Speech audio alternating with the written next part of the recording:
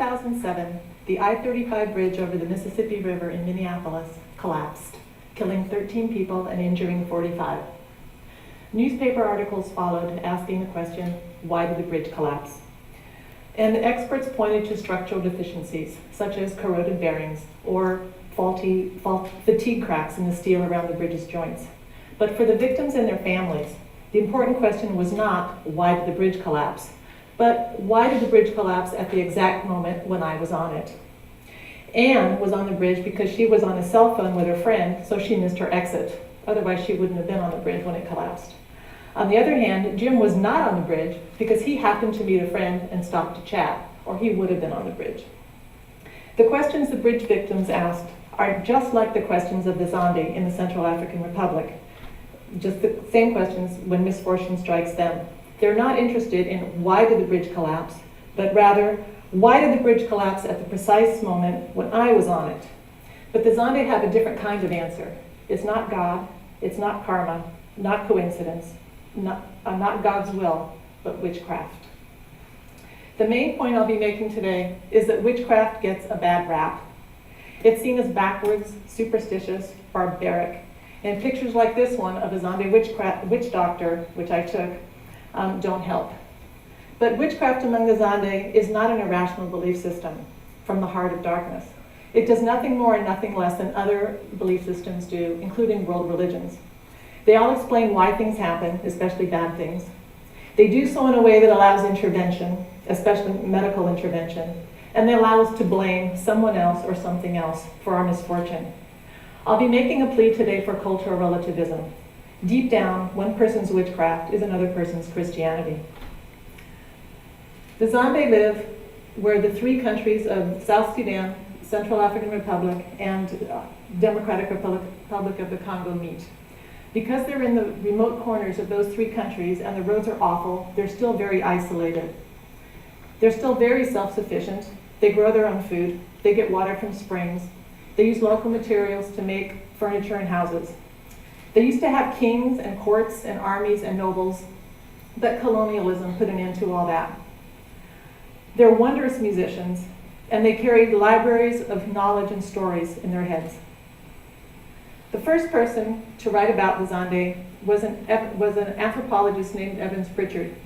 He lived among the Zonday in southern Sudan for almost 2 years in the late 1920s, and he wrote this classic book, Witchcraft, Oracles, and Magic Among the Zonday. Over 50 years later, I found myself in Zonderland as a Peace Corps volunteer. That was when I was young and glamorous. As a Peace Corps volunteer in the Central African Republic, I taught high school for 3 years, and most of my students were Zonday. I returned to Zonderland several times to do field work for my graduate degrees at the University of Paris. And my own experience with witchcraft matched up pretty well with Evans Pritchard's account. In English, the word witch conjures up images of old ladies with warts on their noses, wearing pointy hats, and riding on broomsticks. Zombie witches, on the other hand, look like regular people. They're your family, friends, and neighbors. For the Zonday, some people happen to be born with a special power inside of them that can cause harm when it heats up. And it tends to heat up when a person gets angry or jealous or is offended or feels cheated. When someone's witchcraft heats up, bad things happen. The best way to explain what witchcraft does is to use an example from Evans Pritchard. It's common for the Zonday to sit under granaries during the heat of the day. So one day there are two men sitting under the granary, and they're just talking, chatting, as friends do, and suddenly it collapses on top of them and kills them. If you ask the Zonday the question, why did the granary collapse? Just like the bridge engineers, the Zonday will be able to tell you structural deficiencies. The posts were rotten, the termites were eating away at the posts, and so it collapsed. But that answer is not sufficient for the Zonday. They will also ask, why did the granary collapse at the precise moment when those two men were sitting under it? Why didn't it collapse an hour earlier or an hour later? Why didn't those two men sit at another granary that day? So the answer to that question is witchcraft. In other words, witchcraft does not explain why a granary or a bridge collapses, but it does explain why a particular person is under that granary or on that bridge when it does collapse. Another example is a hunter killed by an elephant. Several men go on a hunt. People go on hunts every day, and usually no one gets killed. But today, one man gets charged by an elephant. And everybody can see that he got killed by an elephant. But why did he happen to be in the path of the elephant? Why didn't the elephant go in a different way? Why didn't he hunt a slightly different way? Why didn't the elephant hear him and run away? The man would not have been in the path of that elephant if not for witchcraft. To put it another way, the Zonday have no concept of bad luck. When something bad happens, when misfortune comes along, it's due to witchcraft. Someone, a witch, made it happen. Why did my crop fail when everyone else has thrived? Why did a tornado zig instead of zag so it hit my house and not my neighbor's house? Why did a mosquito bite me and not you so I got malaria but you didn't? The answer to these questions for the Zonday is witchcraft. In Zonday land, anyone could be a witch. Children and the very old are usually not accused of witchcraft because it's rare for them to seriously offend people. But almost any adult you meet could have witchcraft inside him or her, so you'd better be nice to everyone. Witchcraft is never random, it's personal. The person who causes you harm knows you and probably lives near you. He or she is someone you've offended. So when something bad happens, you ask yourself, who have I offended? Have I insulted someone? Have I cheated someone? Have I slept with someone's spouse? Did I break a promise? Those are all the kinds of things that can make someone's witchcraft heat up. The Zonday know, now the part for the medical students in particular, about how what witchcraft has to do with the treatment of illness. The Zonday know that people get sick, and they usually get better. The Zonday have dozens of names for illnesses, and they also have hundreds of medicinal plants that they use to cure those illnesses.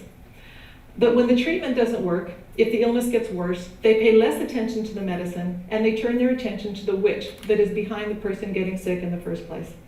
For example, stubbing your toe is not extraordinary. So if you stub your toe, it usually gets better after a few days. But if it doesn't get better, if it gets infected, if it turns into gangrene, that's witchcraft. Or lots of people catch the flu, and you get over the flu in a few days. If you don't get over the flu and it gets serious and you catch pneumonia, that's witchcraft. So if the Zonday can't control the illness through medicines, they turn to something that they can control, social relations. And I have a couple of stories that'll show you how that works. Oops. Medicines. Forgot that one. Here's a picture of Lucy and her son Benjamin. Benjamin was just a few weeks old when I arrived, and he had conjunctivitis in one eye. And I always carried small bits of medicines with me when I traveled. So I had antibiotics, and I treated him every morning, every evening. I put a drop in his eye. It got better.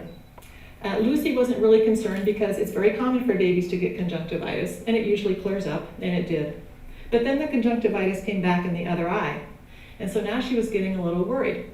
I again treated the baby every morning, every evening for 5 days, and the eye cleared up. So Lucy was kind of wondering what was happening, but she was okay because again it cleared up. But then it came back again in the first eye. And this was really a sign that something was going on and that there was probably witchcraft involved. Now babies are not usually victims of witchcraft because they really can't offend people. And he was never really in danger of dying or anything. So Lucy interpreted his conjunctivitis as a sign that someone was upset with her, and she knew who it was. So now I want you all to think like a Zonday. Who could possibly be mad at Lucy and her baby? Pardon? The dad. Good question. What about the dad?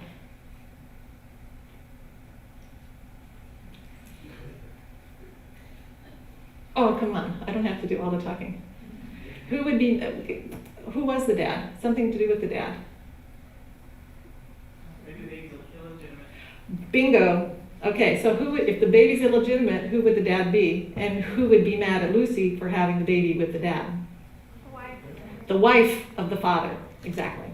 Okay, so Lucy wasn't married and the baby was illegitimate. And I went with her that day. We went and confronted the wife of the school teacher who happened to be the father of the baby. So Lucy took the baby, we walked to the other end of the village, and she said, listen, I've had this baby, your husband is the father, we had an affair, the affair is over, I don't want him anymore, the baby's an innocent, so let's please all just get along. And then she went back. Did the baby get conjunctivitis anymore? No, absolutely. That was not a very serious illness, but Ferdinands was. He first had minor aches and pains, turned into a fever, got steadily worse. Into the second week, he couldn't stand up. The family was searching frantically for the witch that was causing his illness. They were trying witch after possible witch after possible witch after possible witch. Just like here in this country, if you have the money, you try doctor after doctor, hospital after hospital, drug after drug in order to find a cure. The family tried former lovers, former spouses of lovers, people he had dealings with in nearby villages. They were on the 4th or 5th try, and they were suspecting a woman in a village just to the north. Ferdinand had taken some of her goods to the market to sell, but he hadn't given all of the money back that he owed her. But before they got an answer about her, Ferdinand had died. So if they'd found the witch in time, they could have saved his life. These stories show how witchcraft brings social conflicts to the surface and resolves them openly. You confront the suspected witch, you apologize, you negotiate, you right the wrong, you pay the compensation, and you get better, hopefully. So in this sense, witchcraft could be seen as a means of conflict resolution. And for all you future doctors, witchcraft does not contradict science, it complements it. The Zonday acknowledge that the pills that they take and the shots that they get at the medical clinics work, and they love them. But they also know that medicine alone cannot cure a serious illness. The medicine will only work if the witchcraft is withdrawn. So they have to root out the social reason as well as the medical cause of the illness, or not just the medical cause of the illness. They find and confront the witch, or the person won't get better. Even educated Zonday, who understand biology and physiology, can still believe in witchcraft, just as many Western doctors can still believe in God. The biology and the physiology explain the how, the mechanism, but not the why. No matter how good a scientist you are, you probably can't explain why a mutation occurs in one person rather than another. And you may have noticed that while explaining and healing, this belief system also allows people to blame other people for their misfortune. This idea is not foreign to the United States, where if you spill your hot coffee and it burns your thighs, you can blame it on the fast food store that sold you the coffee. In fact, there seems to be a tendency among us humans to blame someone else for our misfortunes. Witchcraft is one way of doing that.